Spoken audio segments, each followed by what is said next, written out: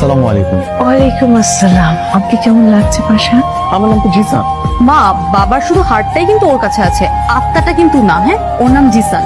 মা, আমি জিসানকে পছন্দ করে আমাকে বিয়ে করতে চাই। বিসমিল্লাহ, আস্তাগফিরুল্লাহ। কি বলছিস? তোর মাথা থেকে ঠিক আছে? কেন মা? কেন মানে? জিসানকে বিয়ে করে শুধুমাত্র আমি করব, আর কেউ করতে পারবে না। এই, তোর কি খুব মজা লাগতেছে? মজা না লাগে, তোরা দুইজন যে সিচুয়েশনের মধ্যে পড়ছো, এটার সমাধান কোনো আইনও নাই।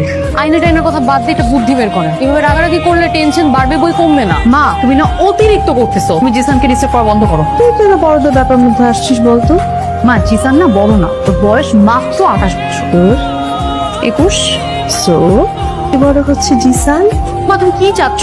তুমি আমাকে একটু বলবা, মানে তুমি কি জিসানকে এখন বিয়ে করতে চাচ্ছ? অবশ্যই। ছি, মাছি। যেখানে ভাবছিলাম যে কিভাবে তোমাকে ম্যানেজ করবো, সেখানে এখন তোমার মাকে নিয়ে টেনশন করতে হচ্ছে। আমি না আসলে কি বলবো কিছুই বুঝতেছি না। মা, হ্যাঁ নুরিস, তুমি এখানে ঘুরে বেড়াচ্ছ আর আমি কখন থেকে তোমাকে ফোন দিচ্ছি, তুমি ফোনটাই ধরছো না। আমি ওর মেয়ে না, উল্টাপাল্টা ট্যাগ লাগাবা না। না না না না, ওর সাথে আমার কথা আছে। না, আসসালামু আলাইকুম। ওয়ালাইকুম সালাম। কে আপনি? কি জিসানের মা? হ্যাঁ। আমি মনিকা। আপনি ছিল আল্লাহ গো, আপনি উদ্দেশ্য করছেন কেন মা? ভাই, আপনি আমাকে মা ডাকতেছেন কেন? বুঝছি আমার হাজবেন্ডের হার্ট। ও, আমি তো আপনাকে চিনতেই পারি নাই। আসেন ভিতরে আসেন, বসেন আপা। চা খাবেন না কফি খাবেন? আপনি আমাকে আপা বলছেন কেন? আমি তো আপনার মেয়ের বয়সী না। কোথায় যাচ্ছ?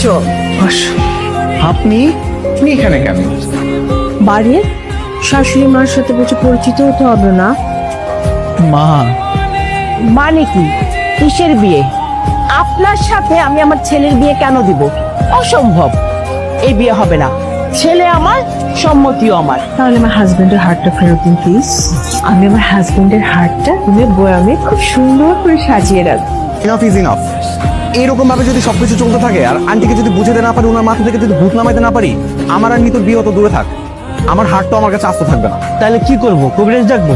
আরে এই ভূত তো কবিরাজ দেখো নামানো সম্ভব না। এই বয়সে একটা মহিলা যদি এগুলো কথাবার্তা বলে মেনে নেওয়া সম্ভব? আমার কাছে একটা আইডিয়া আছে।